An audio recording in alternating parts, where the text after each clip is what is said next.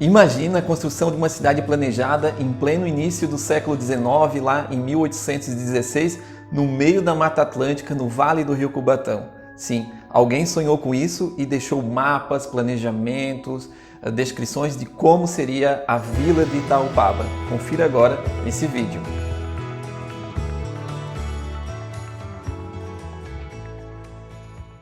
Olá pessoal, tudo bem? Bom, hoje eu estou aqui para contar um pouco da história de Santo Amaro da Imperatriz. Como vocês sabem, eu sou apaixonado por tudo que é dessa cidade, e em especial a sua história. E é por isso que há muito tempo aí eu venho pesquisando, dando uma de historiador e pesquisando a história de Santo Amaro da Imperatriz, né?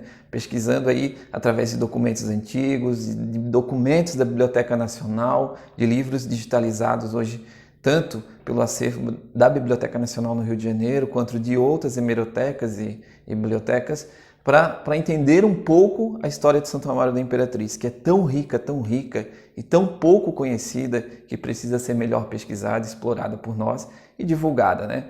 Hoje nós nos atenhamos muito em 1845, na visita imperial a Caldas da Imperatriz, mas a história de Santo Amaro da Imperatriz é muito mais rica, né? E é anterior a isso. Então, pensando nisso, em divulgar a história da nossa cidade, em divulgar as pesquisas que eu tenho feito, né, que eu vou fazer alguns vídeos assim, enquanto eu vou tendo tempo aí no longo dos próximos meses, das próximas semanas, para divulgar um pouquinho dessas pesquisas, né? Coisas principalmente lá dos primórdios da nossa colonização, como o assunto de hoje, que é a Itaupaba, uma palavra indígena que significa lugar de pedra, uma palavra tupi, né? E que foi, pelas minhas pesquisas, a primeira referência geográfica, o primeiro nome para a região do Vale do Rio Cubatão. Anterior, inclusive, àquele que nós conhecemos nos livros, que é o Arraial do Cubatão. E eu passei a ver essa palavra Itaupaba nas minhas pesquisas e sempre me despertou muito interesse, porque eu nunca vi e nem nunca tinha ouvido falar e nem visto, né, nos livros, lido nos livros que hoje nós conhecemos sobre a história de Santo Amaro da Imperatriz, essa palavra. E foi aí que eu fui mais a fundo e encontrei muita coisa legal sobre a tal Itaupaba do Rio Cubatão.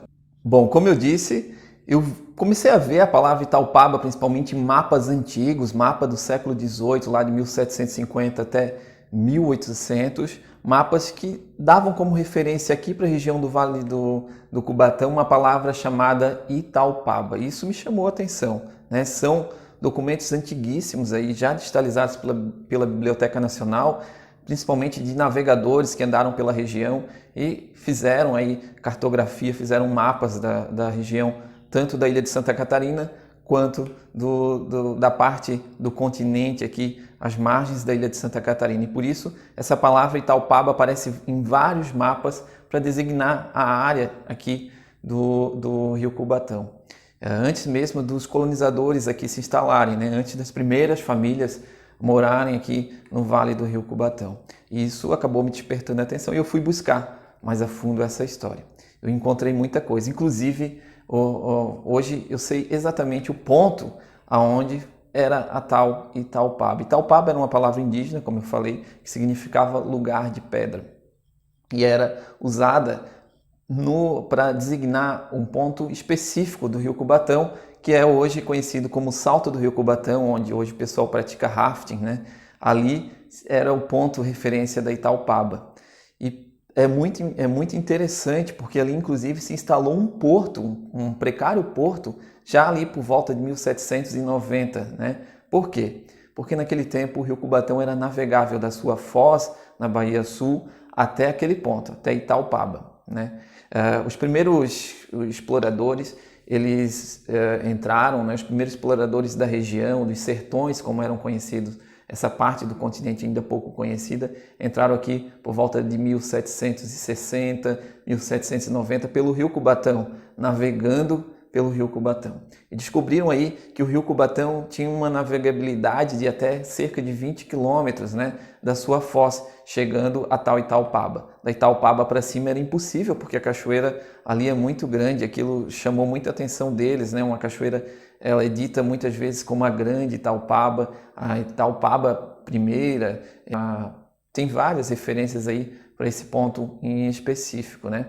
E ali se instalou um primeiro porto, um porto rudimentar, claro, principalmente para a retirada, né, de madeira ali da região do Vale dos Pinheiros, como eles chamavam, ou Várzea, né, dos Pinheiros, que eles ficavam um pouco mais acima ali para a região de Águas Mornas e Rancho Queimado.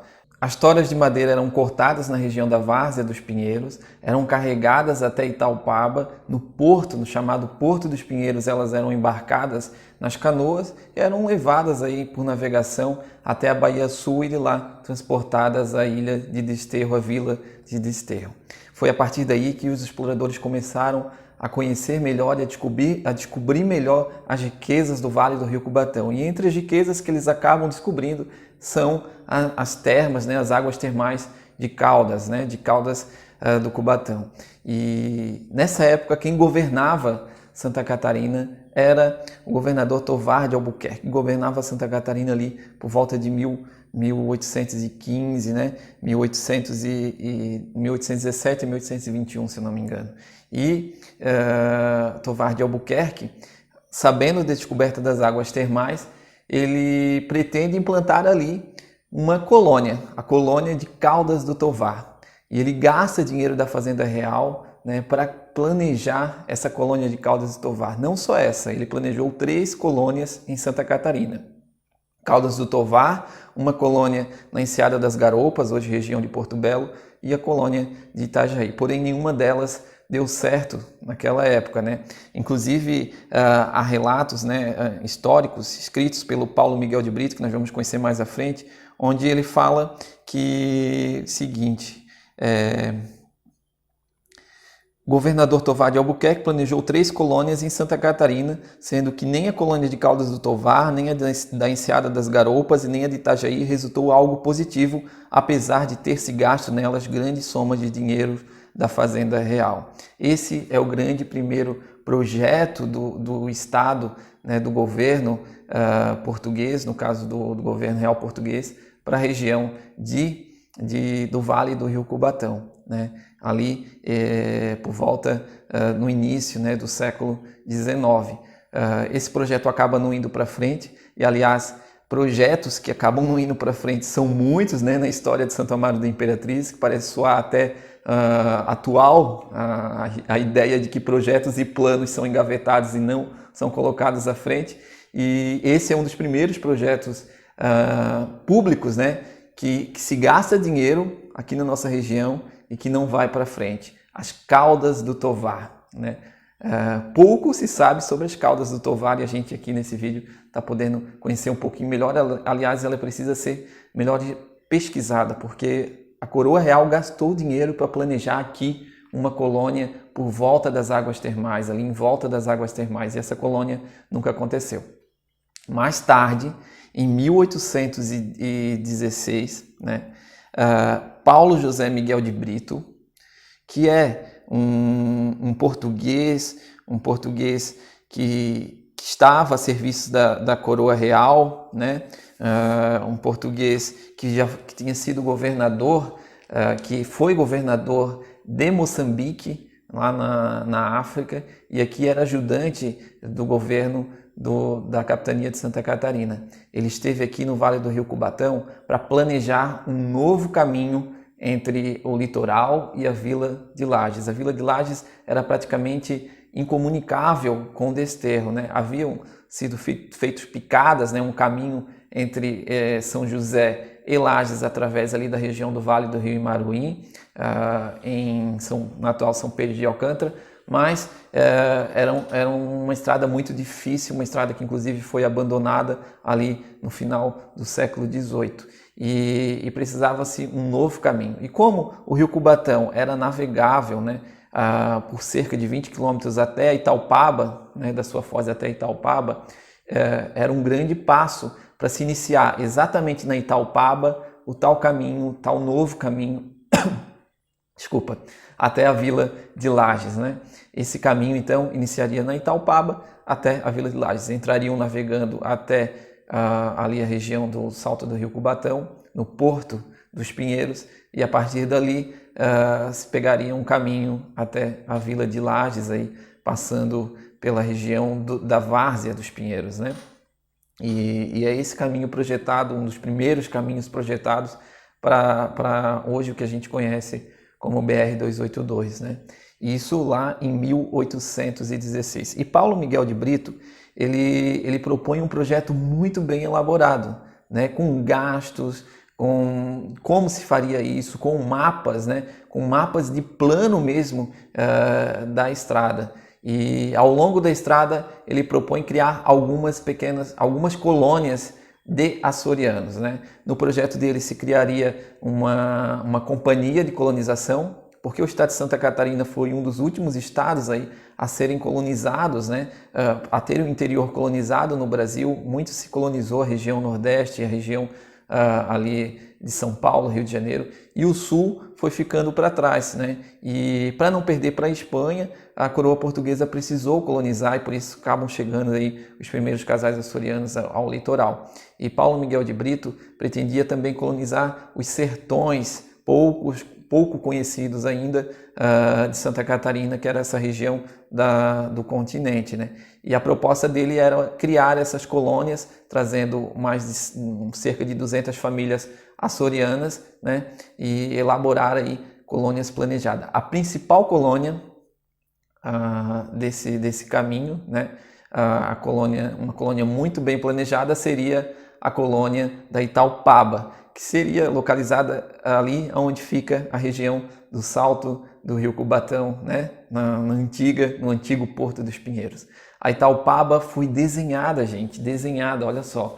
Tem um mapa da Itaupaba, um planejamento de uma das primeiras cidades aí planejadas de Santa Catarina seria Itaupaba se ela tivesse acontecido, né? E é muito interessante, há uma praça no meio com um chafariz central, e ao redor dessa praça, nas laterais, nós temos as casas dos açorianos, né? Os lotes dos açorianos, e na frente, né, principal, nós temos a igreja, atrás da igreja o cemitério e outros logradouros públicos, né, como a casa de tropa e a casa da paróquia, no caso a casa de cura. Então é muito interessante o projeto, é realmente um projeto de uma cidade portuguesa, né, que se desenha ali para Caldas, para a região ali do Poço Fundo, em Caldas da Imperatriz. Esse projeto também acaba não saindo do papel, assim como a estrada de Lages, a estrada que ele pretendia construir, inclusive, que também tem um mapa, né, com as sesmarias que seriam dadas aí aos colonizadores. É muito interessante toda a proposta que o Brito cria para a região ali da Itaupaba e também nesse caminho até a Vila de Desterro. Com certeza, se tivesse dado certo hoje, nós viveríamos em uma outra cidade que não a cidade de Santo Amaro da Imperatriz. No projeto proposto por Brito, a construção da Vila de Itaupaba ela deveria acontecer antes do início das obras da estrada ligando aí a Itaupaba até a Vila de Lages, né? Começaria assim, vou ler uma parte do documento, né, que Brito fez aí propondo a companhia e a construção da vila.